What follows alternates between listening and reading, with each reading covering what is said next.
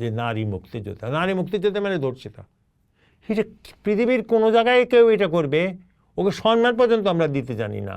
তো একবার তাকে একটা কোন এক অনুষ্ঠানে তাকে ডেকেছে, হালিমা গেছে, সেখানে তাকে বলছে যে আপনি বলবেন যে আপনাকে কীভাবে ধর্ষণ করেছিল ইত্যাদি।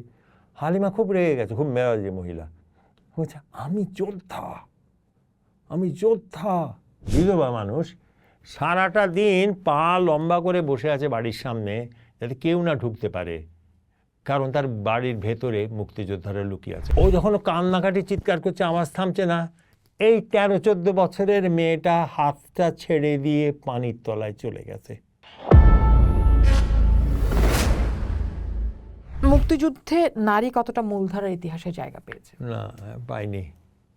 আমরা নারীকে মুক্তিযুদ্ধের জায়গা তো দিই না, আমরা নির্ধারণ করে দিচ্ছি কীভাবে প্রবেশ করতে হবে। আমরা যখন 15 খণ্ড আমরা দেখেছি, ওখানে তো নারীর উপরে কোনো দলিল নাই।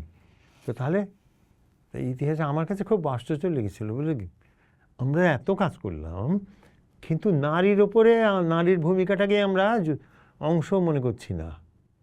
তখন থেকেই আমি কিন্তু নারীর ইতিহাস, এবং সবচেয়ে বেশি কাজ করেছি আমি নারীর ইতিহাস নিয়ে। এবং আমি বলি একটা কথা, হালিমা পারভিন সম্পর্কে, আমি ওর নাম নিয়ে বলছি। হালিমা পারভিন যশোরের মেয়ে।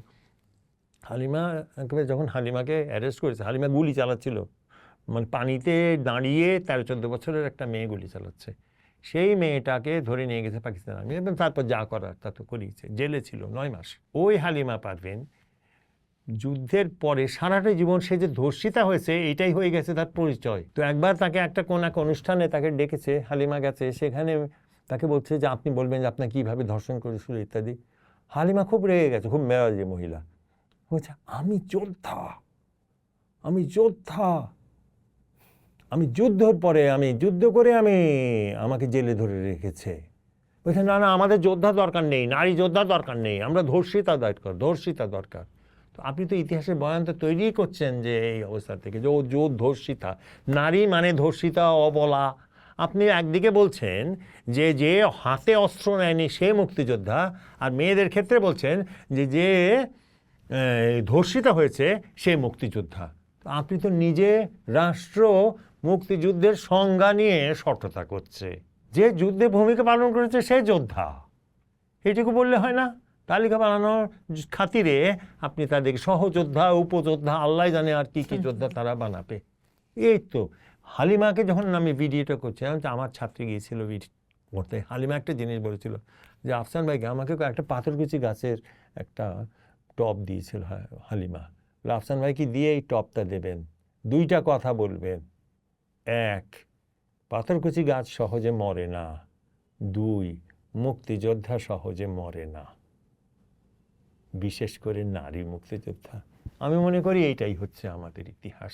ওই মেয়ে তো জীবনে কোনো দিন কোনো পদক চায়নি, ওই মেয়ে তো জীবনে কোনো সারাটা জীবন কষ্টে, ওর বিয়ে হয় না যেহেতু একটা নাই, ও বলে ওর এই করেনি, এসেছে সারা জীবন কষ্ট করেছে। এবং লাস্ট যখন আমার কথা হয়েছিল, ওর স্বামী মারা গেছে, ওর হাত খুব আর্থারাইটিস আছে, কষ্ট করে মেয়েটা দেখাশোনা করেছে। সেই মেয়ে বুঝতে পারে পাথরকুচি গাছ, এবং এইটা আমাকে আজ কত 7-8 বছর হয়ে গেছে আমার কাছে আছে, আমার একটা ছাদ বাগান মতো আছে, এইটুকু একটা এত বড় হবে, ওখানে যত গাছ আছে প্রত্যেকটা হচ্ছে পাথরকুচি গাছ, সবই হালিমার গাছ থেকে জন্মানো।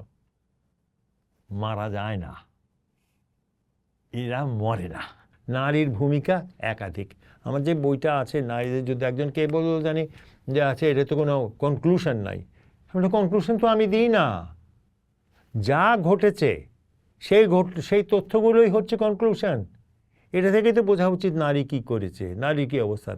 একটা ধর্ষিতা নারী নিজেকে যখন বাঁচায় ধর্ষণ থেকে, সে কিন্তু তার প্রতি শুধু দায়িত্ব পালন করে না, সে পরিবারের প্রতি, কারণ ধর্ষিতা হলে টিকে থাকাটা অসম্ভব গ্রামের সমাজে। ওই মেয়ে জীবন দিয়ে বাঁচিয়েছে। আমি একটা ঘটনা বলি, আমার বন্ধুবান্ধবদের এই ঘটনা। ওরা একটা জায়গায় গিয়েছিল, ওরা ওই টানা বলে আছে না, নদীর লম্বা জায়গাটা, ওই টানার মধ্যে থেকে তারা ঢুকেছে, সেই টানার মধ্যে দিয়ে একটা বাড়িতে আশ্রয় নিয়েছে। একটা কেউ কি ভাবে যে বিধবার ভূমিকা, বিধবার 71, বিধবারা সবচেয়ে বেশি মুক্তিযোদ্ধাদেরকে গ্রামে সুযোগ দিয়েছে, কারণ তার বাড়ির দিকে কারো নজর ছিল না, এটা গুরুত্বপূর্ণ না। একটা বিধবা মানুষ সারাটা দিন পা লম্বা করে বসে আছে বাড়ির সামনে, যাতে কেউ না ঢুকতে পারে, কারণ তার বাড়ির ভেতরে মুক্তিযোদ্ধারা লুকিয়ে আছে, কারণ সেই গ্রামে কেউ গিয়ে কিন্তু লুকাতো না, পাশের গ্রামে লুকাতো, একাধিক কেসে এটা দেখা গেছে। তারপরে রাত্রেবেলা তার বের হয়ে চলে গেছে। আপনি তার কথা কেউ বলছে, আপনি বলবেন ও কিছু নয়, ও তো কিছুই না।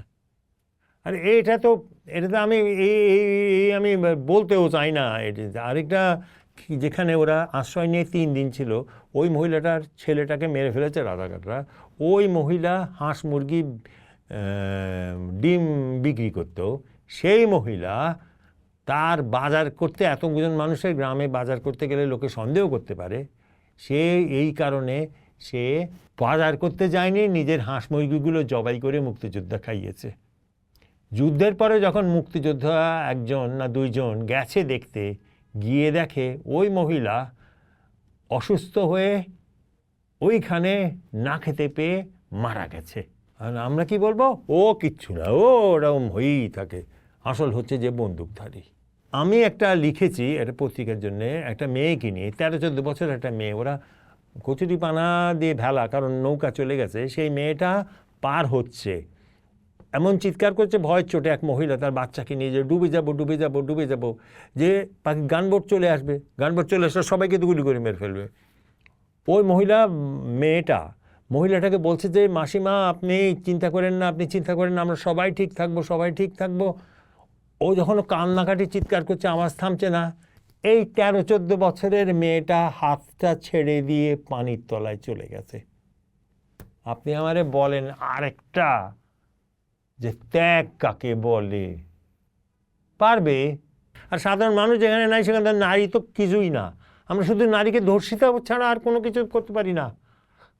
আমরা সেখানে সংখ্যা বাড়াই, সংখ্যা কষ্ট করি। আমরা গিয়ে দেখেছি, আমার মনে আছে কেউ তো বলেও না যে তাহলে কি দায়িত্ব পালন করেছো তুমি, নারীকে যদি এতই ধর্ষিতা বলে তোমার এত মহান লাগছে, ধর্ষিতা বলে কি পালন করেছো? যৌনকর্মী যেটা বেড়েছে 71-এর পরে, সেই যৌনকর্মীদের বিরাট অংশ ছিল এই যুদ্ধ, এই যাদেরকে আমরা এখন মুক্তিযোদ্ধা বলে স্লোগান দিই, যে নারী মুক্তিযোদ্ধা। নারী মুক্তিযোদ্ধা মানে ধর্ষিতা। এটা পৃথিবীর কোনো জায়গায় কেউ এটা করবে, ওকে সম্মান পর্যন্ত আমরা দিতে জানি না। তো আমরা কি করে বলবো যে আমরা সমাজের ইতিহাস লিখব? আমরা তো সমাজে স্বীকার করি না। আমরা তো সমাজের এই বয়ানটা কেন নিইনি, আমরা কেন জিজ্ঞাসা করিনি? একটা মহিলার কথা আমি বলি, সে বলছে যে তার ভাইটা যুদ্ধে চলে গেছে, তার নববিবাহিতা বউকে রেখে গেছে, অসুস্থ মাকে রেখে গেছে।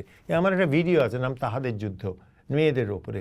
সেখানে সেই মহিলা ওকে আশ্রয় শুধু দিচ্ছে না, ও 3 জনকে দেখাশোনা করছে। আমরা যখন ভিডিও করেছি 2000 সালে, তখন ওইখানে ওই মেয়েটা বলছে আমাকে সামলে দিত। ওই মহিলা নিজের সংসার করেনি। আপনি তো গ্রামে ওই হিসাবগুলো থেকে দেখলেই বুঝতে পারবেন নারীর ভূমিকা কি আছে। আপনি জানেন, আপনি রকমারিতে গিয়ে দেখেন, যতগুলো বই পাবেন বেশিরভাগ হচ্ছে ধর্ষিতা নারী। ধর্ষিত না হলে দরজা খোলা হবে না, জিজ্ঞেস করবে মনে হয় ধর্ষিত হয়েছ, আচ্ছা তাহলে তুমি মুক্তিযোদ্ধা। এখন সকল সরকার ধর্ষিতা নারীকে মুক্তিযোদ্ধা বলে নাই।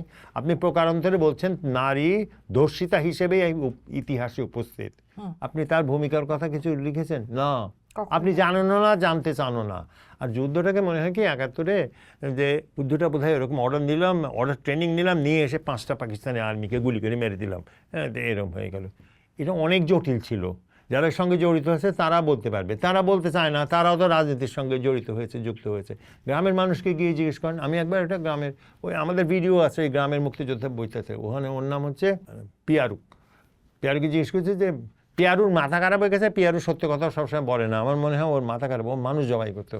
তো পিয়ারুকে জিজ্ঞেস করছে যে এনামুল ছিল যে খুব ভালো কাজ করে, অসাধারণ রাজশাহী মানুষ, ও সারা জীবন 71 নিয়ে কাজ করেছে, বিশেষ করে গণহত্যা নিয়ে। এখানে নাম দিয়ে আমি যেমন মনে করি গণহত্যার ইতিহাস যদি বলতে হয়, নাম দাও কে মারা গেছে, এটা তো খুব কঠিন না। একটা গ্রাম দিই, আমি এই জন্য একটা গ্রামের করছিলাম, সেটা আলটিমেটলি কপাল গুনে একটা ডিস্ট্রিক্টের সবগুলো গ্রাম হয়ে গেছে।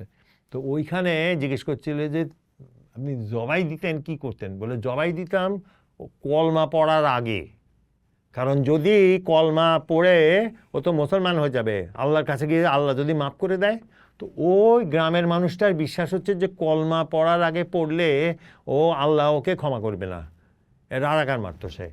তো তখন কি সে বলছে যে মানুষ তো গরু ছাগল জবাই দিতে গেলে কলমা পড়ে, কিন্তু আমি এগুলোরে কলমা পড়তাম না, কারণ এগুলো তো গরু ছাগলের মতো জানোয়ারও না, যারা নিজের মা বোনদেরকে তুলে দেয় তারা তো জানোয়ারও না।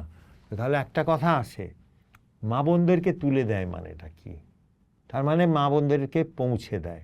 তো একটা গ্রামে অনেক ক্ষেত্রে যেটা হয়েছে, পাকিস্তান আর্মি গিয়ে বলতো মেয়ে দাও, তখন গ্রামের মানুষ সালিশ করতো, সালিশ করে গ্রামের সবচেয়ে বিত্তহীন মেয়েগুলোকে, এটাই হয়েছে, এটাই হওয়াটাই স্বাভাবিক, তাদের হাতে তুলে দিত।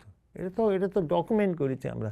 তো আপনি এটা শোনার পরে আপনার খারাপ লাগবে না? আপনি এটা চাইবেন প্রচার হোক যে মানুষ নিজের মানুষকে হাত তুলে দিয়েছেন? এটাই ইতিহাস, একাধিক জায়গায় হচ্ছে। এটা আমি ফেসবুকে, আমি তখন গাধা ছিলাম, ফেসবুকে অনেক কিছু লিখতাম, বুঝতাম না, এখন আর আমি লিখবো না।